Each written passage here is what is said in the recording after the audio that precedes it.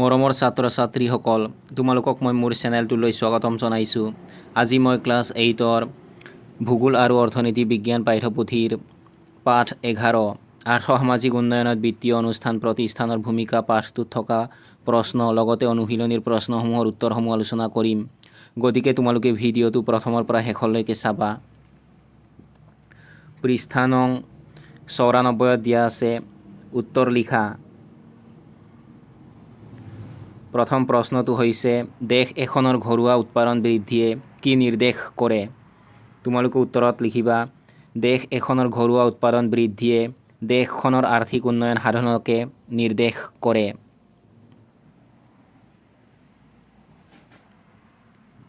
Next প্ৰশ্নটো হৈছে ৰাষ্ট্ৰীয় আয় মানে কি? তোমালোকে উত্তৰত লিখিবা দেশখনৰ কোনো এক নিৰ্দিষ্ট বৰ্ষত বিভিন্ন অৰ্থনৈতিক খণ্ডসমূহত উৎপাদিত চূড়ান্ত দ্ৰব্য আৰু সেৱাৰ মুদ্ৰাগত মূল্যক দেশখনৰ ৰাষ্ট্ৰীয় আয় বোলে। নেক্সট প্ৰশ্নটো হৈছে এখন দেশত জনমূৰি আয় কেতিয়া বৃদ্ধি হয়? তোমালোকে উত্তৰত লিখিবা এখন দেশত জনসংখ্যা বৃদ্ধিৰ হাৰতকৈ ৰাষ্ট্ৰীয় আয় বৃদ্ধিৰ হাৰ অধিক হ'লে জনমূৰি আয় বৃদ্ধি হয়। নেক্সট প্ৰশ্নটো হৈছে উৎপাদন বৃদ্ধিৰ ফলত কি বৃদ্ধি পায়? তোমালোকে উত্তৰত লিখিবা উৎপাদন বৃদ্ধিৰ ফলত দেশৰ আয় বৃদ্ধি পায়। নেক্সট প্ৰশ্নটো হৈছে ধাৰে দিয়া টকাৰ বিনিময়ত ব্যৱসায়ীয়ে কি আদায় কৰে? তোমালোকে উত্তৰত লিখিবা ধাৰে দিয়া টকাৰ বিনিময়ত ব্যৱসায়ীয়ে সুদ আদায় কৰে।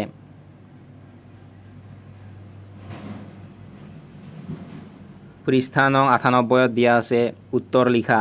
প্ৰথম প্ৰশ্নটো হৈছে বেংকক কি অনুষ্ঠান বুলি কোৱা হয়? তোমালোকে উত্তৰত লিখিবা বেংকক বিত্তীয় অনুষ্ঠান বুলি কোৱা হয়। নেক্সট প্ৰশ্নটো হৈছে আধুনিক অৰ্থব্যৱস্থাত কিহৰ ভূমিকা অন্যতম? তোমালোকে উত্তৰত লিখিবা আধুনিক অৰ্থব্যৱস্থাত ঋণৰ ভূমিকা অন্যতম। নেক্সট প্ৰশ্নটো হৈছে উৎপাদনৰ কাৰণে উৎপাদনকাৰীক কিহৰ প্ৰয়োজন হয়? তোমালোকে উত্তৰত লিখিবা উৎপাদনৰ কাৰণে উৎপাদনকাৰীক বৃহৎ পৰিমাণৰ পুঁজি বা মূলধনৰ প্ৰয়োজন হয়। নেক্সট প্ৰশ্নটো হৈছে কাগজী মুদ্ৰা কি বেংকে ছপা কৰে? তোমালোকে উত্তৰত লিখিবা কাগজী মুদ্ৰা কেন্দ্ৰীয় বেংকে ছপা কৰে। নেক্সট প্ৰশ্নটো হৈছে বেংকে কাৰ কাৰ মাজত যোগসূত্ৰ স্থাপন কৰে? তোমালোকে উত্তৰত লিখিবা বেংকে সঞ্চয়কাৰী আৰু বিনিয়োগকাৰীৰ মাজত যোগসূত্ৰ স্থাপন কৰে। নেক্সট প্ৰশ্নটো হৈছে উত্তৰ পূব পৰিষদৰ কাৰ্যালয় ক'ত অৱস্থিত? তোমালোকে উত্তৰত লিখিবা উত্তৰ পূব পৰিষদৰ কাৰ্যালয় শ্বিলঙত অৱস্থিত। অনুশীলনীৰ 1 নম্বৰত দিয়া আছে চমু উত্তৰ লিখা। ক নম্বৰ প্ৰশ্নটো হৈছে দেশৰ আৰ্থ-সামাজিক উন্নয়নৰ বাবে চৰকাৰে কি কৰে? তোমালোকে উত্তৰত লিখিবা দেশৰ আৰ্থ-সামাজিক উন্নয়নৰ বাবে চৰকাৰে বিভিন্ন ধৰণৰ কাৰ্যসূচী আৰু আঁচনি গ্ৰহণ কৰি কাৰ্যকৰী কৰে।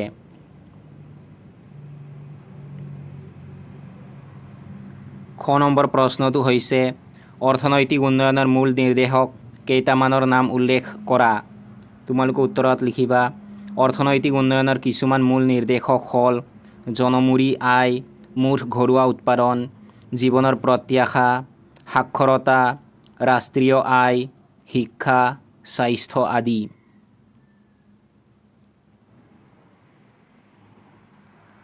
গ নম্বৰ প্ৰশ্নটো হৈছে বিত্তীয় অনুষ্ঠান প্ৰতিষ্ঠান কাক বোলে? তোমালোকে উত্তৰত লিখিবা যিবিলাক অনুষ্ঠান প্ৰতিষ্ঠানে দেশৰ বিত্তীয় ব্যৱস্থা পৰিচালনা আৰু নিয়ন্ত্ৰণ কৰাৰ লগতে জনসাধাৰণৰ ধন জমা ৰখা, ঋণ দিয়া আদি কাৰ্য কৰে সেইবোৰক বিত্তীয় অনুষ্ঠান প্ৰতিষ্ঠান বোলে।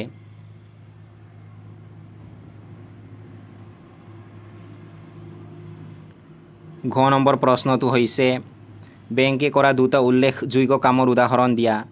তোমালোকে উত্তৰত লিখিবা বেংকে কৰা দুটা উল্লেখযোগ্য কাম হ'ল জনসাধাৰণৰ পৰা সঞ্চয় আমানত হিচাপে গ্ৰহণ কৰা আৰু গ্ৰাহকসকলক বিভিন্ন কাৰণত ঋণ হিচাপে ধন আগবঢ়োৱা।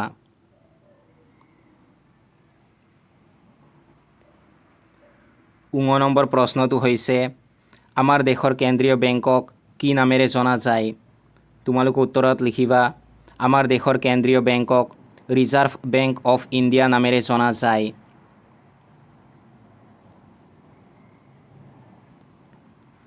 প্ৰথম 6 নম্বৰ প্ৰশ্নটো হৈছে নেটফিৰ সাহায্যত উৎপাদিত সামগ্ৰীসমূহ ক'ত বিক্ৰী কৰা হয়? তোমালোকে উত্তৰত লিখিবা নেটফিৰ সাহায্যত উৎপাদিত সামগ্ৰীসমূহ বিক্ৰী কৰিবলৈ গুৱাহাটীৰ আমবাৰীত নেটফি হাট নামৰ অনুষ্ঠান এটা আছে।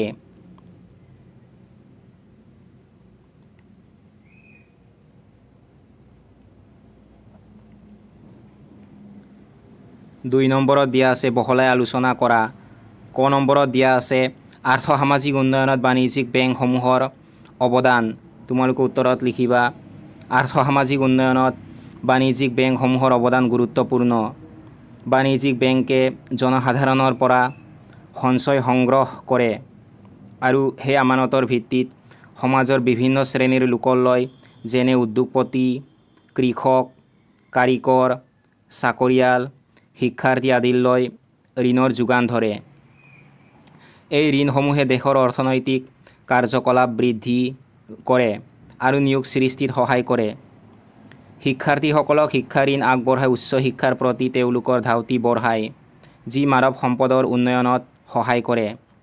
এইদৰে বাণিজ্যিক বেংকে দেশৰ আৰ্থ সামাজিক উন্নয়নলৈ বৃহৎ বৰঙণি যোগায়।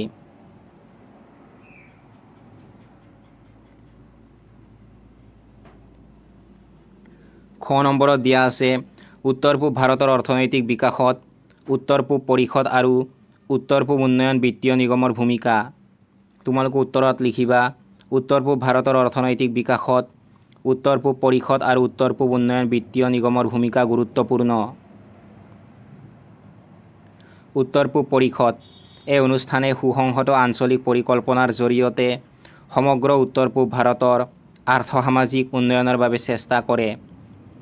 ইয়াৰ লক্ষ্য হৈছে অসমতা দূৰ কৰা আৰু ৰাজ্যসমূহৰ মাজত সহযোগিতা বৃদ্ধি কৰা। উত্তৰ পূব উন্নয়ন বিত্তীয় নিগম এই নিগমে অঞ্চলটোৰ ক্ষুদ্ৰ উদ্যোগ, কুটিৰ উদ্যোগ, হস্ত তাঁত শিল্প আদিৰ বিকাশত বিত্তীয় সাহায্য আগবঢ়ায়। ইয়াৰ মুখ্য উদ্দেশ্য হ'ল সম্পদসমূহ ব্যৱহাৰ কৰি উৎপাদনমুখী কামত সহযোগ কৰা আৰু জনসাধাৰণৰ অৰ্থনৈতিক উন্নতি সাধন কৰা।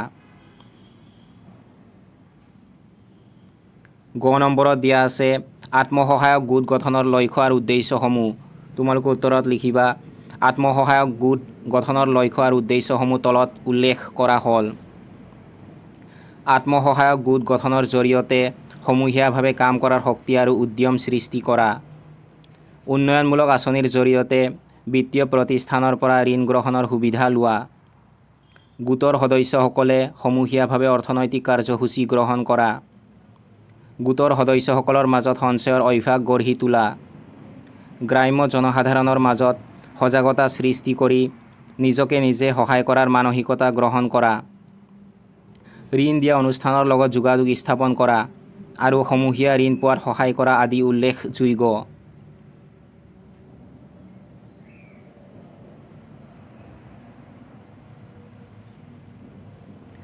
তিনি নম্বৰত দিয়া আছে চমু টোকা লিখা। ক নম্বৰত দিয়া আছে সমবায় বেংক। তোমালোকে উত্তৰত লিখিবা আমাৰ দেশৰ গ্ৰাম্য অঞ্চলৰ দুখীয়া লোকসকলক মহাজনৰ শোষণৰ পৰা ৰক্ষা কৰিবলৈ আৰু কম সুতত ঋণ দিবলৈ সমবায় বেংক ব্যৱস্থা আৰম্ভ কৰা হৈছিল। এই ব্যৱস্থাটো 3 খলপীয়া। শীৰ্ষ পৰ্যায়ত ৰাজ্যিক সমবায় বেংক, জিলা পৰ্যায়ত কেন্দ্ৰীয় সমবায় বেংক, তৃণমূল পৰ্যায়ত কৃষিভিত্তিক সমবায় সমিতি। এই বেংকে কৃষক, শিপিনী আৰু ক্ষুদ্ৰ উদ্যোগীলৈ কম সুতত হ্ৰস্বম্যাদী ঋণৰ যোগান ধৰে। খ নম্বৰত দিয়া আছে নাবাৰ্ড। তোমালোকে উত্তৰত লিখিবা ৰাষ্ট্ৰীয় কৃষি আৰু গ্ৰাম্য উন্নয়ন বেংক 1982 চনত স্থাপন কৰা হৈছিল। ই সকলো প্ৰকাৰৰ কৃষি ঋণ আৰু গ্ৰাম্য উন্নয়নৰ বাবে বিভিন্ন আঁচনিৰ বাবে হ্ৰস্বকালীন আৰু দীৰ্ঘকালীন ঋণৰ যোগান ধৰে।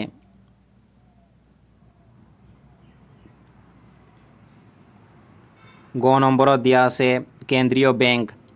তোমালোকে উত্তৰত লিখিবা এখন দেশৰ সমগ্ৰ বেংক ব্যৱস্থাটোৰ মুৰব্বী বা শীৰ্ষস্থানীয় বেংকটোৱেই হ'ল কেন্দ্ৰীয় বেংক। ভাৰতৰ কেন্দ্ৰীয় বেংক হ'ল ৰিজাৰ্ভ বেংক অফ ইণ্ডিয়া। এই বেংক 1935 চনত স্থাপন কৰা হৈছিল।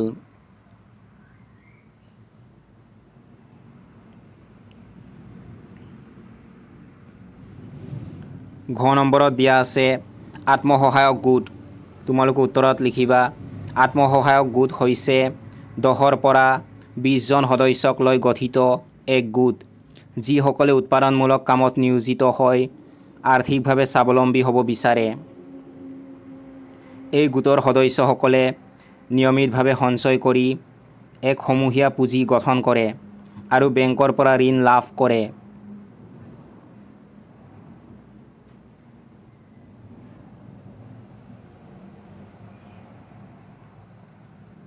4 নম্বৰত দিয়া আছে শুদ্ধ অশুদ্ধ নিৰ্ণয় কৰা। ক নম্বৰ উক্তিটো হৈছে বৰ্ধিত জনমূৰি আয়ে দেশৰ উন্নয়নত অন্তৰায়ৰ সৃষ্টি কৰে। এই উক্তিটো অশুদ্ধ। তোমালোকে উত্তৰত লিখিবা অশুদ্ধ। খ নম্বৰ উক্তিটো হৈছে ঔদ্যোগিক আৰু বিনিয়োগ বেংকে উদ্যোগ খণ্ডলৈ দীৰ্ঘকালীন ঋণ আগবঢ়ায়। এই উক্তিটো শুদ্ধ। তোমালোকে উত্তৰত লিখিবা শুদ্ধ।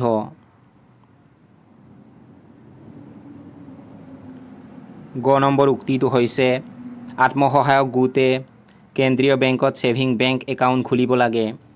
এই উক্তিটো অশুদ্ধ। তোমালোকে উত্তৰত লিখিবা অশুদ্ধ।